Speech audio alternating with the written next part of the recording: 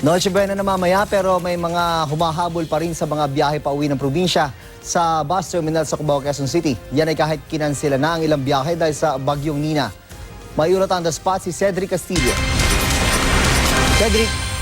Yes, June, unahin na muna natin magbigay ng abiso para dun sa mga magagawi dito sa Araneta Center Bus Terminal. Yung papasok po dito sa may commercial complex mismo sa Araneta, asahan na po yung mabagal na daloy ng trapiko kahit paano dahil marami-rami pa rin po yung mga pasahero na nagdadatingan dito sa terminal para makahabol nga dun sa biyahe pa uwi sa mga southern provinces sa Bicol at sa Visayas. Sa mga uuwi ng Bicol at wala pa mga ticket ay magcha-chance passenger na lamang po ngayon.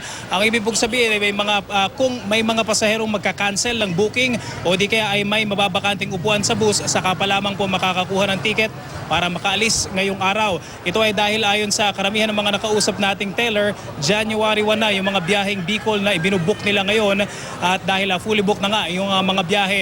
Ito ngayon yung malungkot, June, yung mga biyaheng pa Visayas, partikular na po sa Samar at Leyte o yung mga tatawid ng dagat o magrororo mula sa Bicol. Ilan po sa mga trips mula rito sa Araneta Bus Terminal ay kanselado na dahil sa paparating na bagyong Nina. Ayon mismo sa Philippine Coast Guard, lahat ng mga pantalan sa Bicol Region ay nakahold ngayon ang mga biyahe at walang pinapayagang makatawid.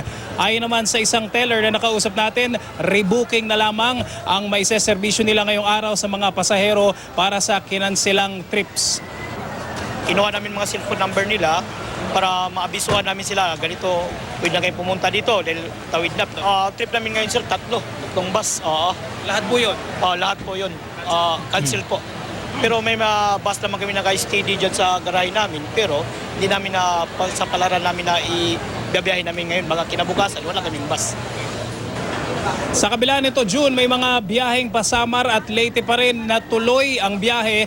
Yun nga lang, alam daw ng mga driver at mga pasahero na malaki ang posibilidad na ma-stranded sila sa Bicol. Okay lang po, kahit basta nasa Bicol na kami. Kasi makikita mo naman yung, pag okay na yung dagat, hindi mabilis na kami makatawid kasi nandun na kami. Hindi na lang, sir, umuwi na lang sa Cavite po kayo? Kasi mas mahirap, ang dami namin bagay tsaka bata. Saka mahal po. Oo, mahal. Ibabalik pa namin to, mahal ng pamasahe. Paano po ang magiging celebration nyo bukas kung doon sa Matnog? May New Year pa naman so bawi na lang po sa bagong taon. Yeah. So, ang mangyayari po doon, garahe itong bus? Garahe po doon sa garahe namin sa Rosing po sa Cali. Doon kami matawid. Kasama pa namin pa sa Sama-sama kayo sa Christmas? Kasama kami. Samantala, June, yung mga biyaheng Iloilo naman mula pa rin dito sa Quezon City na magtatawid dagat via Batangas at via Mindoro ay normal pa naman daw yung operasyon ngayon dahil sa pagkakalam daw ng mga driver o ilang driver na nakausap natin, yung nakakatawid dagat pa rin naman daw sa mga pantalan sa bahaging yon, June. Ang laking perwisyo na ginawa nitong masamang panahon na ito, Cedric, lalo dun sa mga pauwi natin mga kababayan, lalo nung papasko.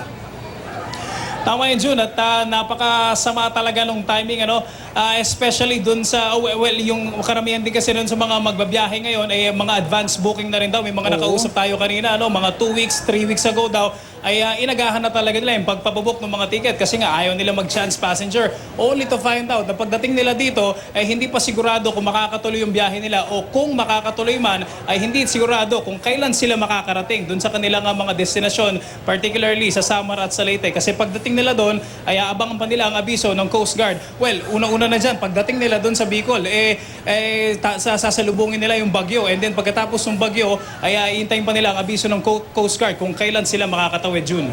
Yung ibang pasahero na nakausap mo, Cedric, parang nasa Cavite yata galing yung isang pamilya na yun na parang ayaw pa rin nilang umalis ng terminal despite itong may uncertainty kung matutuloy ba yung biyahe nila o hindi. June, yung isang pamilya na nakausap natin kasi kung hindi ako nagkakamali, 5 sila sa pamilya plus 2 children, ang dami-dami nilang bagahe. So, ang tanong natin is, hindi po ba mas practical kung bumalik na lang kayo sa Cavite kaysa sa isugal niyong pumunta ng Bicol, sa sitwasyon daw nila is magastos papunta sa Cavite at saka napakahirap daw ng biyahe dahil bukod sa bagahe ay marami silang, may makakasama silang mga bata. May dagdag lang natin, June, pagdating doon sa Bicol, posible talaga yung mas stranded sila and then pag dumating yung yung time o yung araw na i-clear na ng Coast Guard kung kailan pwede silang makatawid, nandun naman yung congestion kasi marami talaga maiipon na mga pasahero doon. So, madadagdagan pa rin yung hintay nila. Hindi pa rin masasabi kung kailan sila makakatawid papuntang summer at late June. Pero tandaan natin ng mga Pilipino, hindi masisira ang spirit ng Christmas, eka nga, dahil lang sa isang bagyo. Maraming salamat, Cedric Castillo.